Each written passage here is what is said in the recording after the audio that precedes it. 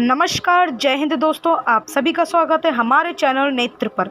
अभी की सबसे बड़ी खबर आ रही है कनाडा तनाव को लेकर के, जहां से परेशान छात्रों के परिवार वालों को मोदी सरकार ने दिया आश्वासन। खबरों के मुताबिक भारत कनाडा के बीच राजनयिक विवाद की वजह से दोनों देशों के बीच कूटनीतिक तनाव जो है बढ़ गया। इसको लेकर कनाडा में पढ़ रहे छात्रों या वहां काम कर रहे भारतीयों के परिवार परेशान हो गए। उनके मन में कई तरह के जो सवाल है वो उत्पन्न हो रहे। इसी को लेकर के भारत सरकार ने कहा कि छात्रों के परिजनों को अब डरने की जरूरत नहीं है। छात्रों के भविष्य पर किसी भी तरह का कोई असर नहीं पड़ेगा।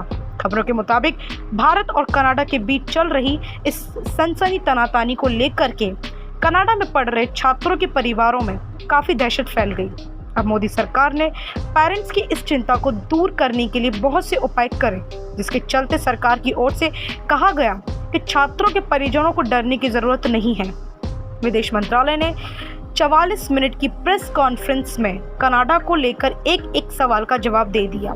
सरकार ने कनाडा के साथ साथ पूरी दुनिया के सामने भारत का रुख स्पष्ट कर दिया। बहुत लोगों के मन में कनाडा और भारत के रिश्तों में आई खटास को लेकर के काफी सवाल उत्पन्न हो रहे हैं। जो कि पहला सवाल यह है कि कनाडा में रह रहे छात्रों का क्या होगा।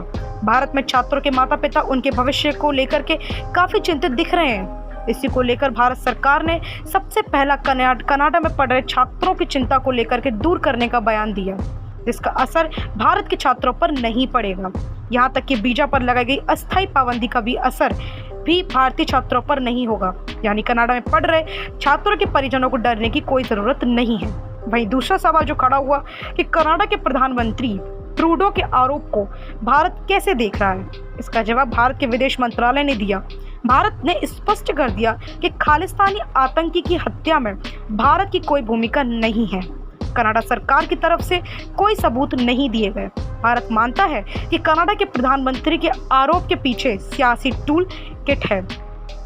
और जो तीसरा सवाल उठा कि भारत ने कनाडा के लोगों के लिए वीजा सर्विस रद्द क्यों की, इसको लेकर सरकार ने स्पष्ट कर दिया कि कनाडा में भारतीय राजनयिकों को खालिस्तानी आतंकी खुलेआम धमकी दे रहे हैं। खालिस्तानी आतंकियों पर कनाडा सरकार की नरमी की वजह से भारतीय दूतावास में काम करना इस वक्त मुश्किल है।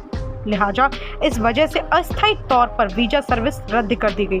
दुनिया के किसी कोने में रहने वाले कनाडा के लोगों को भारत वीजा नहीं देगा। यहाँ पर एक बात का एक मुद्दा और उठता नजर आ रहा है कि भारत विरोधी आतंकियों को शरण दे रही है सर कनाडा सरकार। तो इस मुद्दे को लेकर के चौथा सवाल यह है कि क्या भारत ने इस मुद्दे पर अपने सहयोगियों से चर्चा की। इस सवाल के जवाब में कहा गया कि भारत ने अपने सभी स्ट्रैटेजिक पार्टनर्स के साथ इस मुद्दे पर सिर्फ चर्चा ही नहीं की, बल्कि डंके की चोट पर बता दिया कि कनाडा के आरोप बेबुनियाद हैं। कनाडा की मौजूद सरकार भारत विरोधी आतंकवादियों को शरण दे रही है, भारत विरोधी एजेंडे को फलने फूलने का मौका दे रही है।